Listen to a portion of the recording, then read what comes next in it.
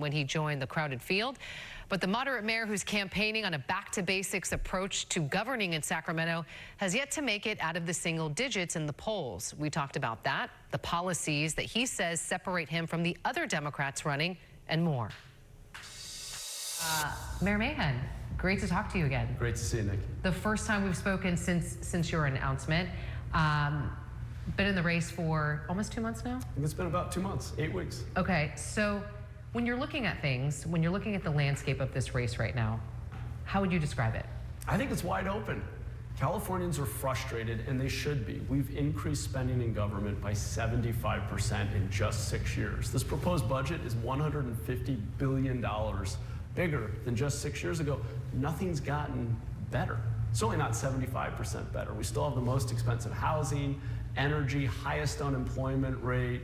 Our public schools are falling behind Mississippi in getting kids on grade level for reading. We have to do better, and I know that we can. There is no state better than California. Our population, our resources, our weather, our institutions are incredible, but Sacramento's been failing us, frankly, and I jumped in this race to offer an alternative. California doesn't want MAGA, but we also don't want more of the same.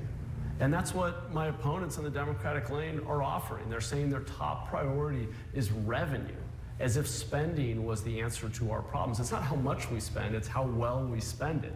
In San Jose, without raising taxes, we have moved the needle on big issues: crime, homelessness, building housing. That's the kind of mentality we need, one rooted in accountability. That's what I'm ready to bring to Sacramento. And I think when voters tune in and hear what we've done in San Jose and my vision for turning California around, I think you're going to see us get traction. Okay, so you mentioned your opponents, your Democratic opponents in this race right now, and you mentioned that their focus is revenue. So give me something specific. If there is someone watching our conversation right now that is just learning about your candidacy, what is something specific that you would do as governor that the other Democrats in this race are not talking about? I'll give you a few. First of all, I was the first Democratic mayor in the state to come out in support of Prop 36. Sacramento has refused to fund it. When people are suffering from addiction and repeatedly breaking our laws as a result, we have a responsibility to intervene to protect the community and help that individual get treatment. I believe in mandated treatment in those cases, and I would fund it. We have been failing to build the housing we need because of our regulatory environment. Anybody can sue in California for any reason. We have fees that drive up the cost of housing. In San Jose, I led the charge in reducing fees, speeding up permitting, and we got thousands of new homes under construction. On issue after issue, the truth is, we have to own our problems. In California, as Californians, the Democratic Party, which I'm a member of, has a supermajority of the legislature and control of every statewide office now for over a decade. We have to own our policy failures. And the truth is, we can't just blame who's in the White House for our problems. The best resistance is to deliver results, to show that California's values in practice actually deliver more affordable housing, better schools, safer neighborhoods. We've got to get back to basics and make government work for people again. Okay, so one idea that you have on your campaign website is suspending the gas tax. And that has been a non-starter in Sacramento since I've been covering politics in California, and that was implemented. So how would you go about getting members of your own party on board to do something like that? Because right now it's Republicans who are pushing that in the state capitol.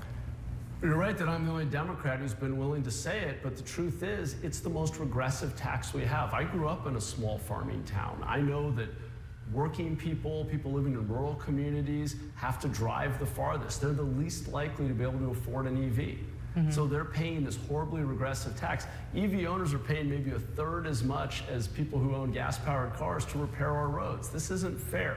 So yes, I would suspend the gas tax because we can provide immediate relief to working people. We can't just say we care about working families. We need to actually show it.